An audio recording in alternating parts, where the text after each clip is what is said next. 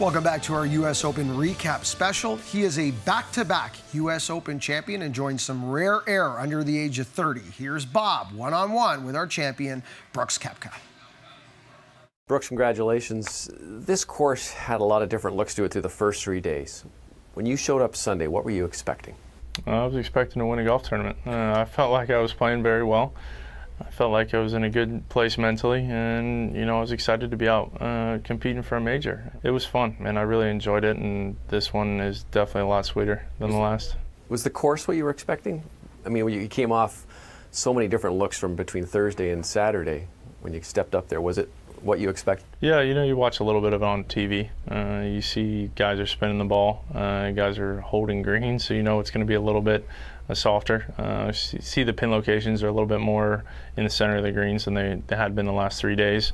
And you knew going in that there was going to be some red numbers. And then when you're out there, you see what Tommy did. And then, as we're playing the first couple of holes, I saw what Patrick was doing very early. And you know that there's birdies out there. You just need to go get them. I think a lot of people think of you as primarily a power player, and yet today I would say that it was probably the clubs at the other end of the bag that got it done for you. That up and down, I know it was a bogey, but on 11, up and down on 12, 14, were those the most important clubs for you today?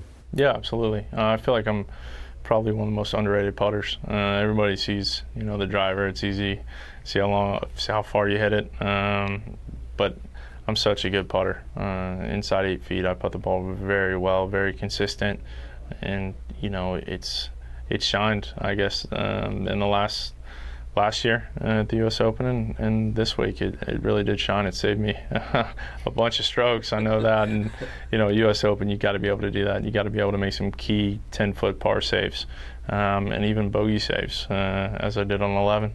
You mentioned you've missed some golf this year. You had some injuries, and someone told me that you said last week that you felt like you were hitting it awful. I don't know if that's true or not, but when you came in here, you're saying that there's nobody more confident out here than me. Why did you say that?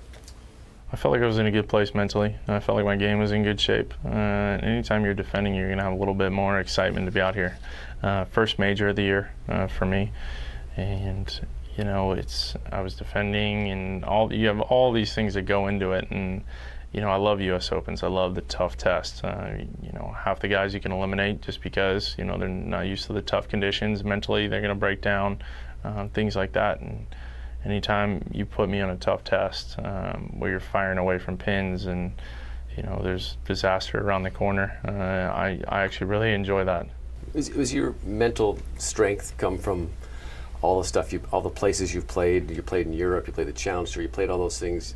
You put yourself in tough situations. Is that where you kind of learned that? Yeah, I would say so.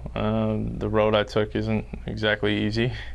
Nothing's ever really come easy for me. I never was the guy that was out winning. I always had to fight for something. I didn't win in college till my senior year. And then, coming out of the gates, I won a little bit in Challenge Tour, and then you just got to keep elevating your game. I haven't won as much on the PGA Tour as I would have liked. One PGA Tour and 2 majors. Sounds kind of funny, but I'll take it. It's something I just need to work on and, kind of win more. That's the goal right now. There are 137 players who won 1 major. There are now 38 players who've won 2. What does it say to you about Brooks Koepka that you've got 2 majors now? You're in a special group there. Yeah, it's an incredible group of names. When you look at guys that have won multiple majors, it's mind-boggling. I can't even wrap my head around it right now. It's special that all the names on that list are Hall of Fame guys, and I've still got a few years in me before I'm done, so hopefully keep adding to that list. Maybe you'll do it at Carnoustie. We'll see you there. Yep. Congratulations. Thank you. Appreciate it.